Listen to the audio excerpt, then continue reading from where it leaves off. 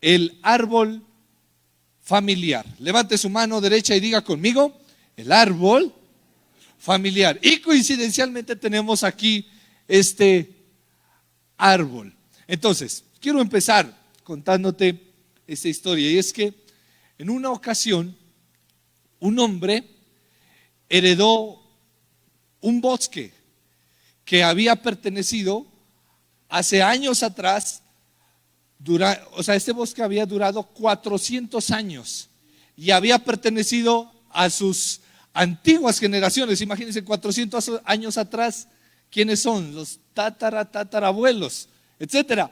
El tal es que esos árboles fueron plantados y dieron fruto precisamente cuando él ya estaba adulto. Ninguno de sus padres o sus abuelos recogió, sino que este bosque empezó y se demoró el tal 400 años en dar fruto, y este hombre es dueño de toda esa herencia de ese bosque. Entonces él es parte de una cadena. Unos sembraron, otros comenzaron a regar la tierra, etcétera, etcétera, comenzaron a cuidar ese árbol. Entonces, cada generación que pasaba tenía que tomar una decisión. Si vendía el bosque, porque era un bosque, un terreno muy codiciado por la gente. Entonces siempre venían a ofrecerles plata. Ay, véndame ese terreno, véndame ese bosque, etcétera. Y cada generación se vio obligada a tomar una decisión: o vendo este bosque y me como la plata, o lo sigo conservando para mis hijos o para mis nietos. Podían comprar o vender o podarlo, etcétera, y hacerse ricos. Pero ellos decidieron: no, vamos a dejar esto ahí y hasta que este hombre lo heredó. Entonces este hombre cosechó semillas que fueron plantadas por personas que jamás conoció.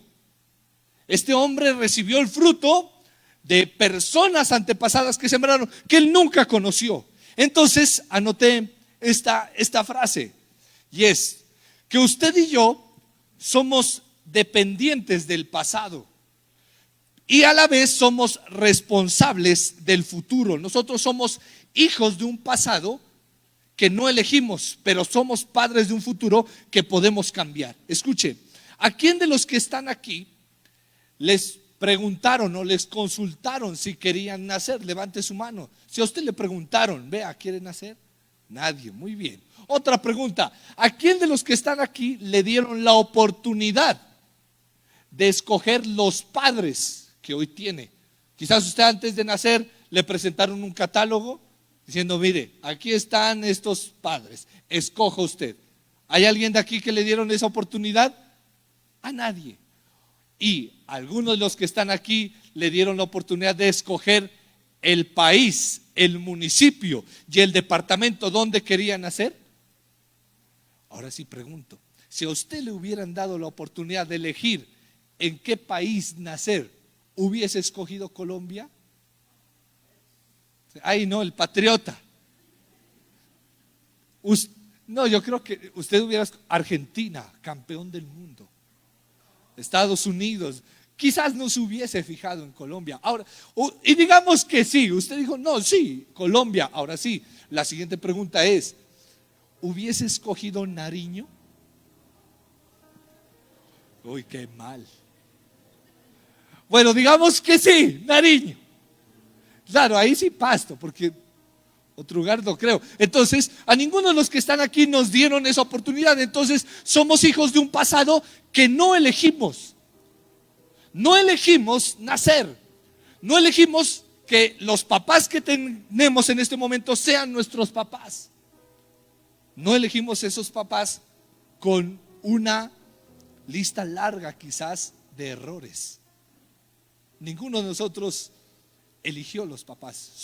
Nacimos en el lugar que Dios quiso. Y tenemos los padres que Dios quiere que nosotros tengamos y Dios quiso que nosotros tengamos. Y nacimos en el lugar que Dios eligió para que nosotros nazcamos. Así que somos hijos de un pasado que ninguno de nosotros eligió. Pero somos padres de un futuro que sí podemos cambiar. Usted puede cambiar su futuro. A partir de esta historia surge una pregunta. ¿Qué aspecto tiene tu familia? ¿Qué aspecto tiene tu bosque familiar? ¿Quiénes son tus padres? Quizás tú dices, no, mi papá fue o es un borracho. Mi mamá, y no lo digo despectivamente, mi mamá, pastor, no alcanzó a ir a la universidad. Mi mamá no se alcanzó ni a graduar del bachillerato. Lo mismo mi papá. Esos son la familia que yo tengo. Y mis abuelos tampoco. Mis abuelos fueron separados, divorciados. Mis papás son separados. Yo soy hijo de otro papá, hija de otra mamá, etcétera, etcétera, etcétera. Entonces, ¿qué aspecto tiene tu bosque familiar?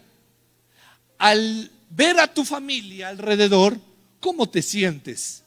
¿Te sientes quizás orgulloso? Es decir, al pararte sobre el bosque de tu familia, ¿cómo te sientes? ¿Te sientes orgulloso de pertenecer a la familia que perteneces? O quizás hay cosas que quisieras cambiar en tu familia. Algunos heredan una tierra o una familia con muchos árboles, donde todos son abogados, donde todos son licenciados, donde ese apellido tiene mucho peso, hilera tras hilera de verdad, familiares que sembraron por ti cosas buenas, un papá o un abuelo que sembró bien, y es posible que te apoyes en ese bosque y te sientas orgulloso, pero quizás no todos pueden dar gracias por eso.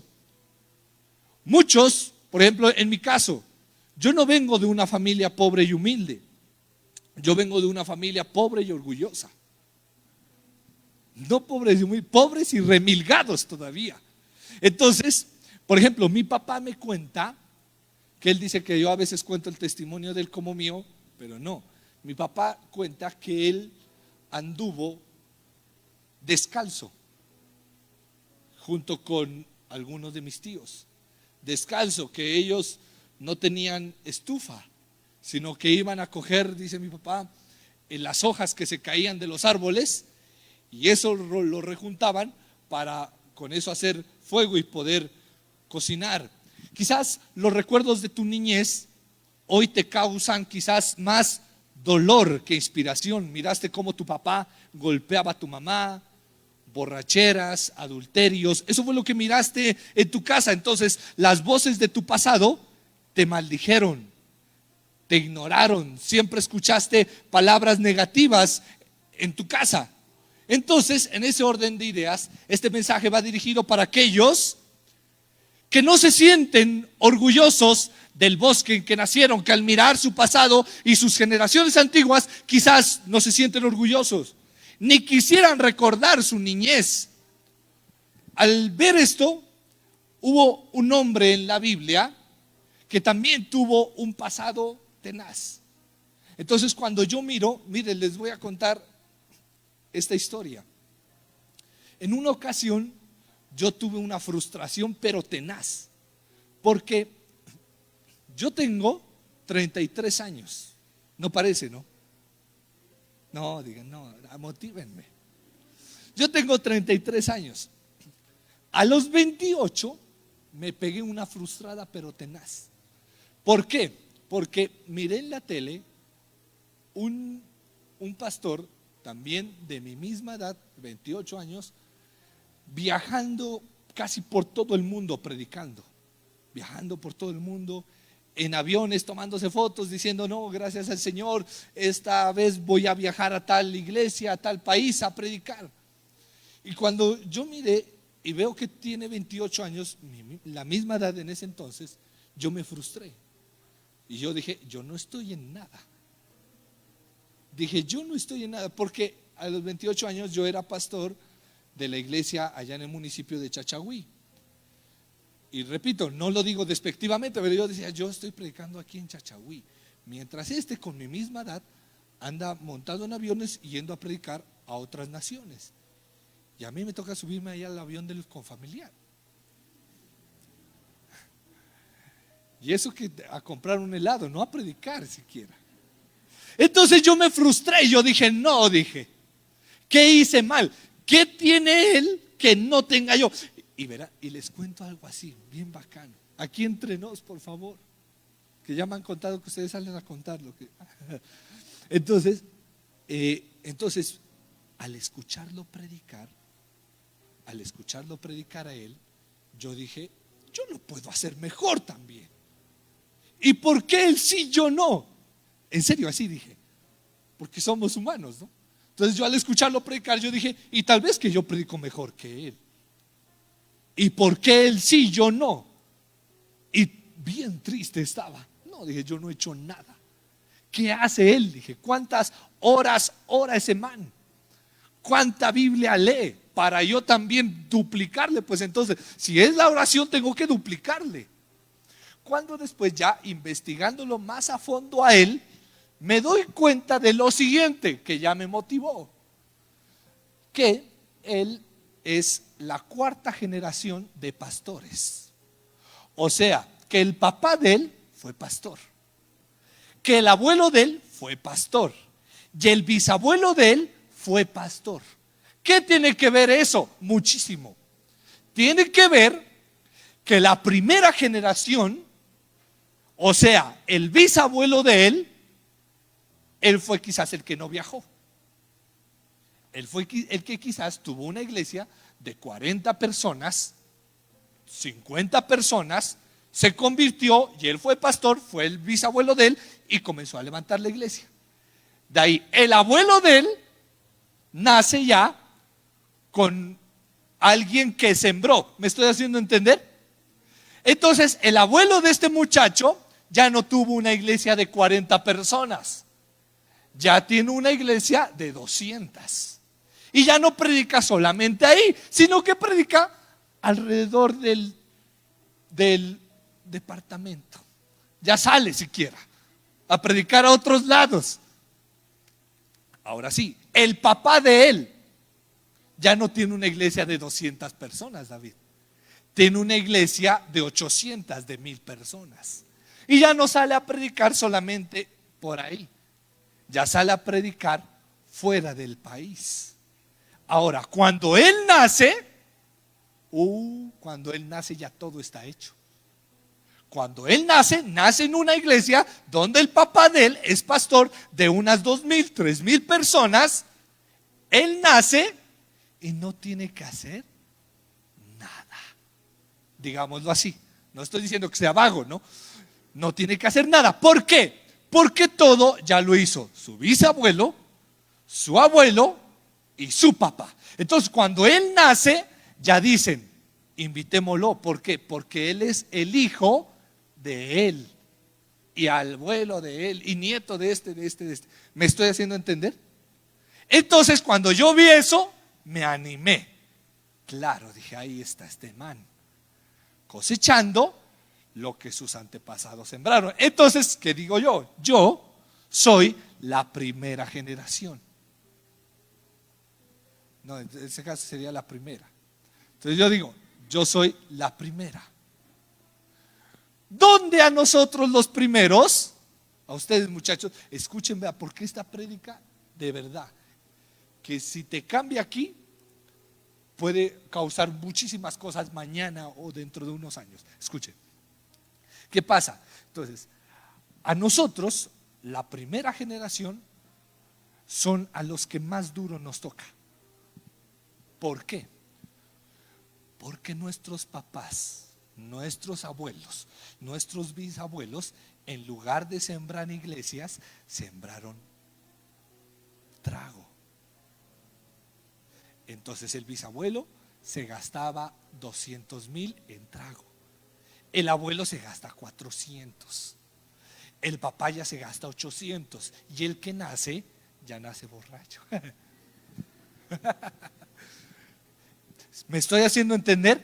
Cadena tras cadena tras cadena de maldición. Entonces, al nosotros ser los primeros, nos toca más duro. ¿Por qué? Porque nadie ha sembrado. Entonces nacemos en un bosque pelado, seco. Y no solamente seco, sino nacemos en un bosque, James, donde plantaron y plantaron mal.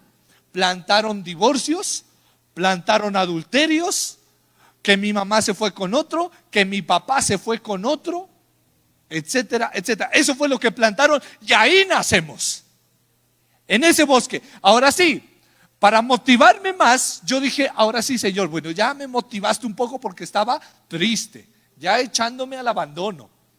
Entonces dije, bueno, ahora sí, motívame más. Muéstrame uno en la Biblia que le haya tocado así ser el primero.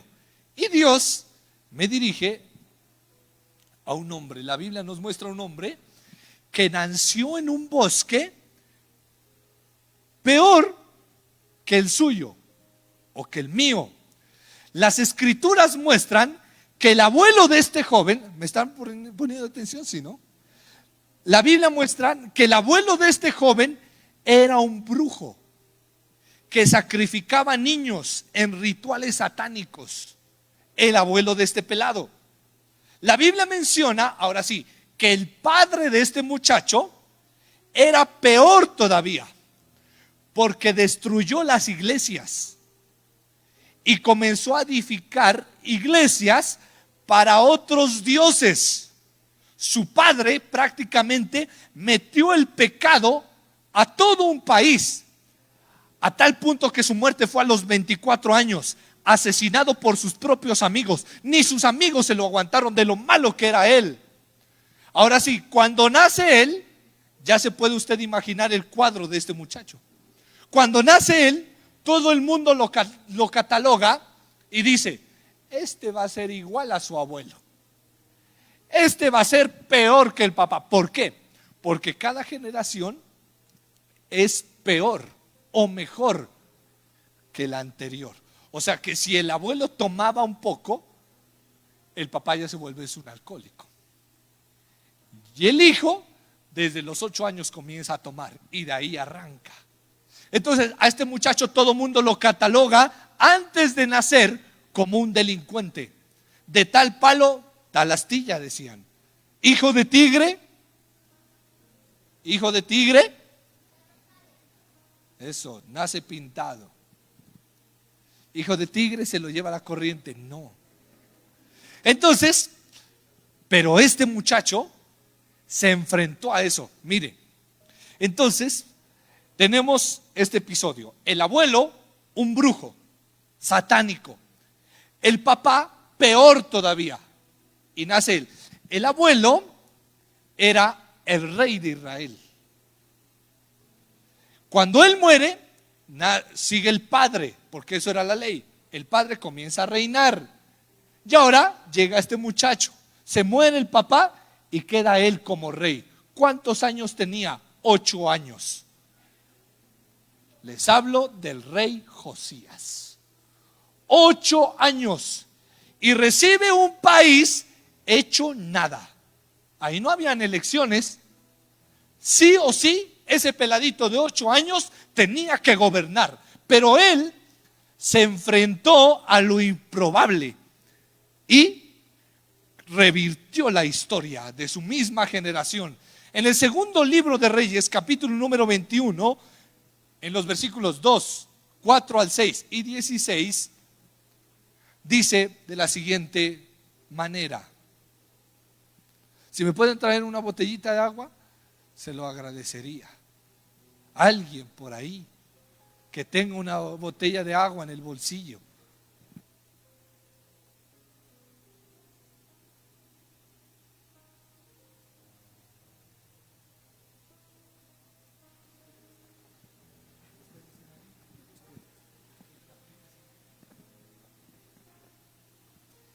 ¿Listo? Dice así, segundo libro de Reyes 21, 2, 4, 6 al 16. Dice así: e hizo lo malo ante los ojos de Jehová según las abominaciones de las naciones. Este es el abuelo de este muchacho. Asimismo, edificó altares en la casa de Jehová, de la cual Jehová había dicho: yo pondré mi nombre en Jerusalén. Y edificó altares para todo el ejército de los cielos en los 2 atrios de la casa de Jehová. Y pasó a su hijo por el fuego y se dio a observar los tiempos y fue agorero e instituyó encantadores y adivinos, multiplicando así el hacer lo malo ante los ojos de Jehová para provocarlo a ira. O sea, todo lo que hacía él era para provocarlo a Dios. Fuera de esto, derramó Manasés era el abuelo, mucha sangre inocente en gran manera, hasta llenar a Jerusalén de extremo a extremo, además de su pecado con que hizo pecar a Judá para que hiciese lo malo ante los ojos de Jehová. Este es el abuelo, ¿listo? Malo. Y en el segundo libro de Reyes 21 dice, habla ahí de Amón, el papá de Josías. Dice, e hizo lo malo ante los ojos de Jehová, como había hecho Manasés su padre. ¿Cómo hizo lo malo? Como había hecho ¿quién? Su papá. O sea que cada generación empeora la cosa. Ya anduvo en todos los caminos que anduvo su padre, y sirvió a los dioses de su padre, y dejó a Jehová el Dios de sus padres, y no anduvo. Y los siervos de Amón, 23, conspiraron contra él y mataron al rey en su casa. Este es Amón. Entonces, nace Josías. Josías recibe el reinado, un reinado hecho trizas. Nadie cree. ¿Quién va a creer en un niño de 8 años? Nadie. ¿Usted le entregaron una responsabilidad de esas a un niño de 8 años? Si apenas está aprendiendo, si acaso, a dividir. 8 años. Entonces, este niño dice, listo, recibe eso y comienza a buscar una motivación, y arranca este niño. Y resulta que este niño se va al cementerio y dice, voy a visitar a mis antepasados, a ver qué puedo recoger de ellos para dirigir esta nación. Y va a visitar la tumba de su abuelo Manasés.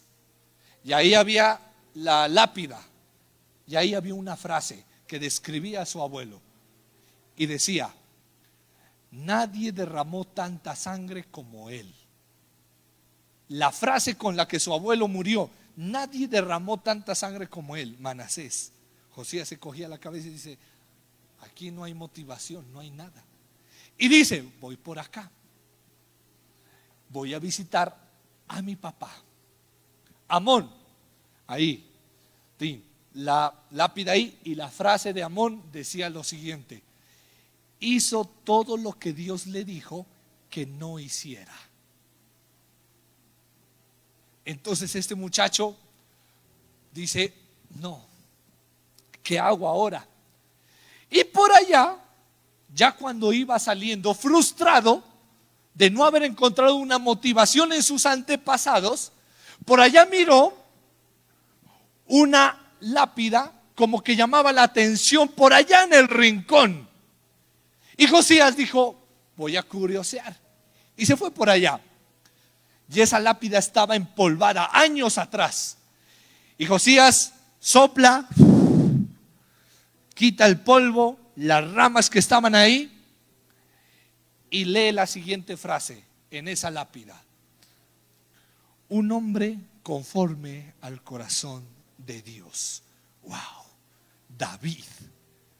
Y este Josías dice, encontró por fin alguien bueno. De todos mis antepasados hubo uno que, según dice esta lápida, fue conforme al corazón de Dios. Y Josías toma una valiente decisión. Segundo libro de Reyes 22:2. Josías se atreve a tomar la siguiente decisión y dice: e hizo lo recto ante los ojos de Jehová, y anduvo todo el camino de David su padre, sin apartarse a derecha ni a izquierda. Josías hereda una corona frágil. El templo estaba en desorden, la ley se había perdido. Y este muchacho abre su álbum familiar, porque había un álbum, había Facebook. Él dijo, voy a meterme al perfil de mi abuelo, a ver qué encuentro. Y allá en el perfil del abuelo, como era satánico, todo vestido de negro, pintado, etcétera, satánico, sacándose sangre, cortándose así. Así era el abuelo. Cuando después se fue a visitar el perfil del papá, Y el perfil del papá así peor, borracho, allá en un poste, tirado, con la reina del carnaval 2023, pintado la cara con cosmético, subido en una carroza que él había pagado para subir, allá en las casetas del Parque Nariño, allá así las fotos de él. Pero se mete al perfil de David y lo encuentra matando osos, matando leones, venciendo a Goliat, David así con la cabeza en una foto. Y Josías toma una valiente decisión. ¿Y sabe qué decidió? Yo no me voy a parecer a mi abuelo, yo no me voy a parecer a mi papá, yo me voy a parecer a David. Entonces, aquí va la clave de este mensaje que te quiero enseñar hoy. Y es que si bien es cierto, no pudiste elegir a tus padres, pero sí puedes elegir a tus mentores. No pudiste elegir a tus padres naturales, pero sí puedes escoger a tus padres espirituales. No pudiste elegir otro apellido, tienes el apellido que Dios quiere que tengas o que Dios quiso que tengas, pero sí puedes elegir a quién parecerte. Sí puedes elegir a quién parecerte. Ya no puedes cambiar la historia de tu pasado, pero sí puedes cambiar el futuro con las decisiones que tomes hoy.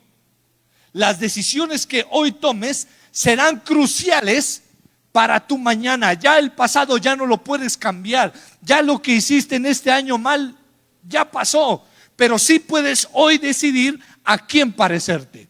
¿Sabe? Yo he decidido no seguir como mis antepasados, sino elegir parecerme a Jesucristo. ¿A quién eliges parecerte tú? Quizás quieres repetir la historia de tu familia, quieres repetir la historia de tu mamá, quieres repetir la historia de tu papá.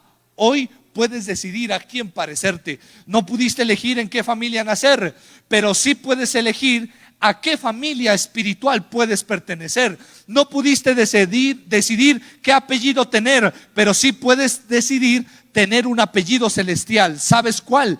Con un ADN que es más poderoso que el ADN que cargas de tu familia, y es el ADN del Espíritu Santo en ti. Cuando el Espíritu Santo entra en tu vida, la Biblia dice que lo que es nacido de la carne es carne, pero lo que es nacido del Espíritu es espíritu. Si dejas que el Espíritu Santo entre en ti, puedes volver a nacer y escribir una nueva historia. Den un aplauso al Señor. Entonces, como Josías escogió parecerse a David, empezaron a suceder las cosas. ¿Cuáles cosas? La gente comenzó a derribar los altares a dioses falsos. Según Josías, imagínense, un niño de 8 años comenzó a dirigir esa nación. Un niño de 8 años comenzó a decirles: por favor, ese monumento a ese dios ajeno me lo derriban y vamos a construir un templo al Dios de David. Y comenzó a servir al Dios de David. Miramos que Josías no abrazó lo que le enseñaron sus papás, rechazó todo lo malo que viró de ellos y eligió a quién parecerse. Y cuando tenía que tomar una decisión, pensaba: ¿qué haría David? Cuando Josías se enfrentó a momentos difíciles, él no pensaba: ¿qué haría Manasés? Cuando Josías se enfrentaba a problemas duros, él no pensaba: ¿qué haría mi papá? Cuando se enfrentaba en situaciones complicadas, él decía: ¿qué haría David en este momento? Escúchame, joven que estás aquí, y guarda esto en tu corazón. Cuando te encuentres en una situación difícil, no hagas lo que tu papá haría. Cuando te encuentres en una situación difícil, no hagas lo que tu mamá haría. Cuando te encuentres en una situación difícil, haz lo que Jesús haría. Porque si haces lo que tu papá hizo, quizás te vas a ir. Si haces lo que tu mamá hizo, quizás vas a hacer lo incorrecto. Cuando te encuentres en un momento difícil, joven que estás aquí, si algo se te puede quedar en esta prédica, que se te quede esto. Cuando estés en una situación difícil, haz lo que Jesús haría.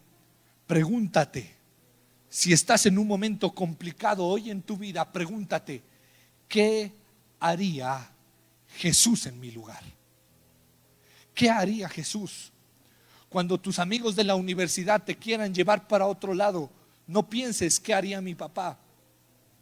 ¿Qué haría mi mamá? Piensa, ¿qué haría Jesús? Cuando alguien te pase un cigarrillo en la mano, cuando alguien te pase una copa de aguardiente en la mano, no pienses qué haría tu mamá o qué haría tu papá. Piensa en qué haría Jesús. Cuando se te burlen porque eres cristiano, cuando te ataquen por no actuar como ellos, piensa en qué haría Jesús. Y Josías empezó a servir al Dios de David. Y el reinado de Josías fue uno de los mejores. Dice la escritura que Josías sirvió al Dios de David. Y al terminar su reinado, teniendo 26 años, todo había sido restaurado. A los 26 años muere Josías, pero ya todo había sido restaurado. Josías empezó sirviendo al Dios de David, pero después el Dios de David se convirtió en el Dios de Josías. Padres, ahora sí le hablo a los padres, porque aquí hay padres que están aquí. Quizás tu hijo está sirviendo a tu Dios. Después de unos años, ese Dios tuyo se va a convertir en el Dios de tu hijo. La pregunta es, ¿cuál es tu Dios? ¿Cuál es tu Dios? Padre, si tu Dios es el trabajo, tu hijo va a terminar sirviendo a su trabajo y el Dios de él va a ser el mismo Dios tuyo. La pregunta aquí es, ¿cuál es tu Dios? Si Jehová es tu Dios, tu hijo empezará sirviendo a tu Dios, pero después tu Dios se convertirá en el Dios de él. Entonces, quiero concluir con esto. Joven que estás aquí, toma buenas decisiones. Somos quizás la primera generación. Decide bien. ¿Nos toca difícil? Sí, nos toca más duro, porque tenemos que quitar todo lo que nuestros padres sembraron, porque eso hizo Josías. A Josías le tocó duro. ¿Qué le tocó? Derribar todo lo que su abuelo y su papá habían construido. Sí les hablé de eso, ¿cierto? Que había construido altares. Todo eso le tocó hacer a Josías. O sea, le tocó a Josías arremangarse, dícese de tomar las mangas y doblarlas. Entonces, ¿qué le tocó hacer a Josías? Coger pico y pala y quitar todo lo que sus padres habían sembrado. Y les digo esto, Josías no alcanzó a ver el fruto. Josías lo que hizo cuando murió fue mirar todo construido, pero él no miró lo que sucedió más allá. Y quizás nosotros como la primera generación no vamos a alcanzar a ver muchas cosas, pero sí vamos a dejar todo el campo regado y sembrado para que nuestros hijos y los hijos de nuestros hijos y los hijos de los hijos de los hijos cosechen. Pregunta, ¿qué estás sembrando? ¿Qué estás sembrando? Eso lo van a cosechar nuestras futuras generaciones. Hoy que estás joven, ¿qué tienes que hacer?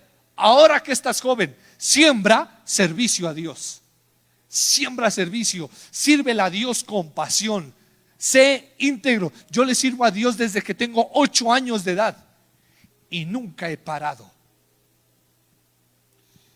Y nunca, desde los 8 años de edad que tengo, desde los 8 años de edad decidí servirle a Dios.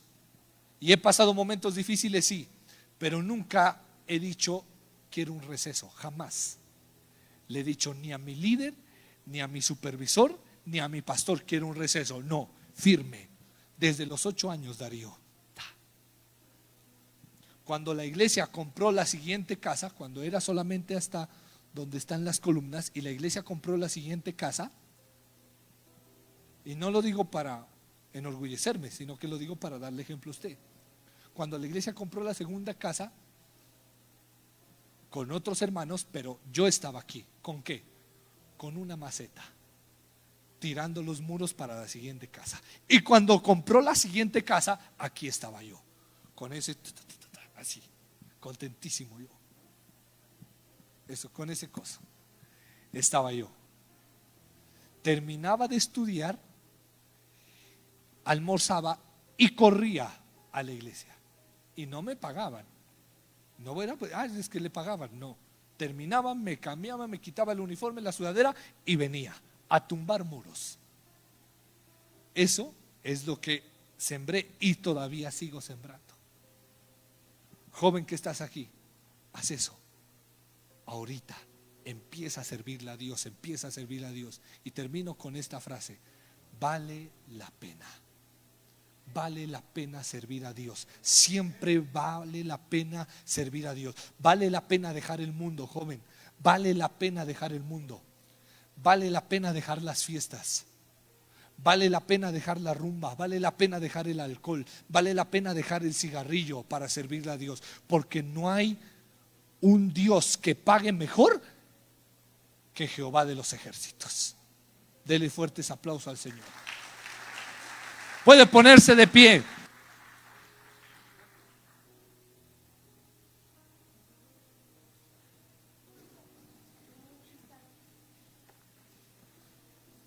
Levante sus manos, cierren sus ojos, por favor. Todos con sus ojos cerrados, con sus manos en alto. Vamos todos los jóvenes, porque yo quiero orar por ti. Yo quiero bendecirte hoy en el nombre de Jesucristo.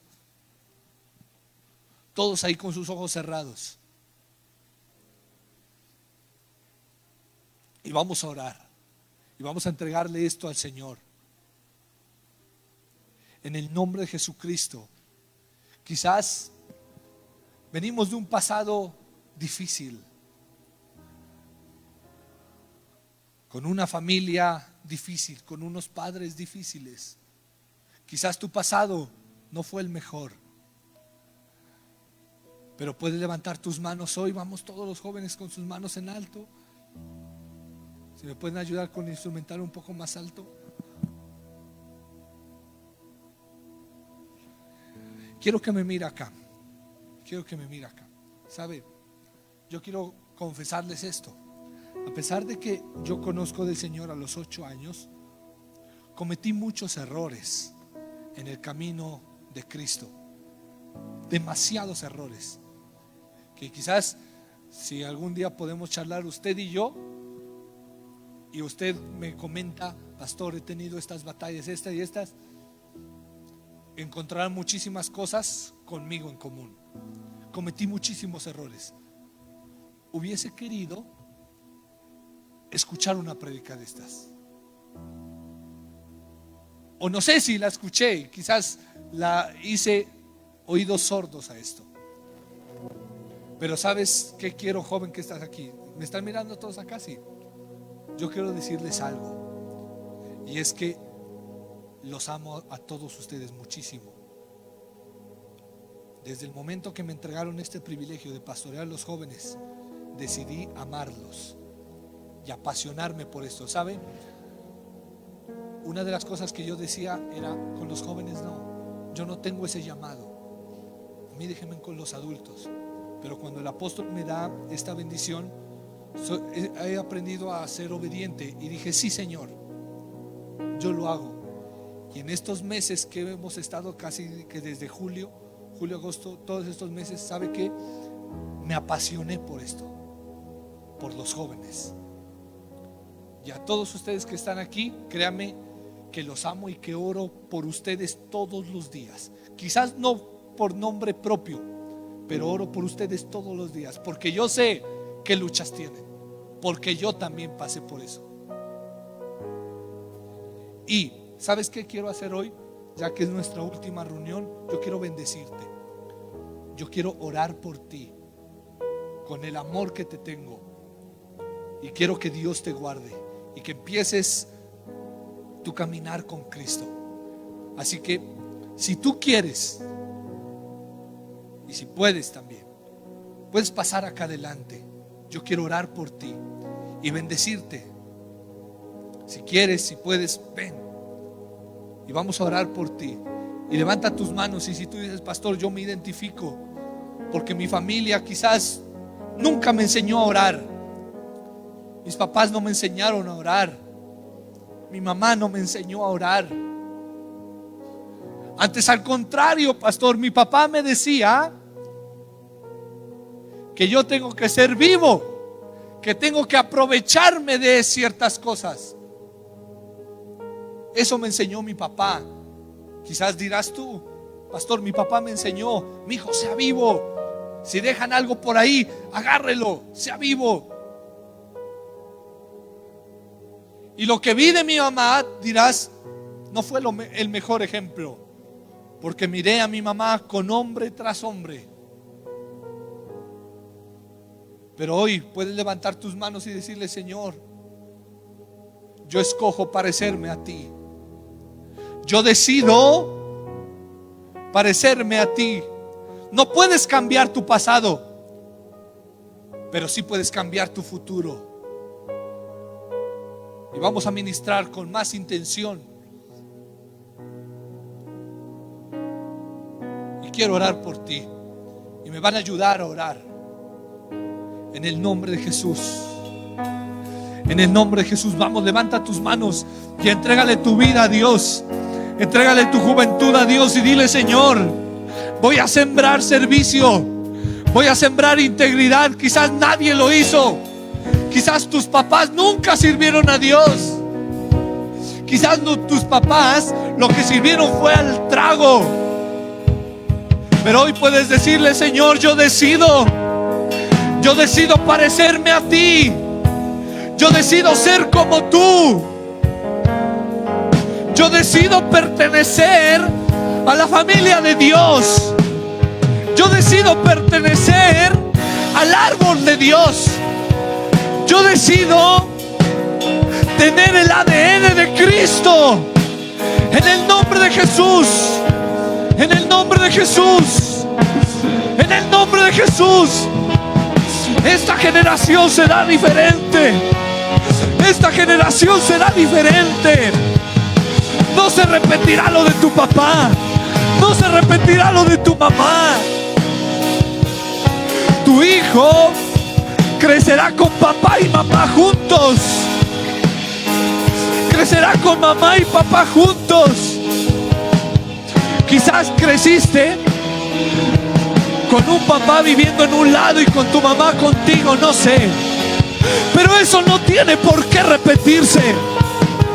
Eso no tiene por qué repetirse. Aquí termina la historia. Aquí termina la mala historia. En el nombre de Jesús. En el nombre de Jesucristo.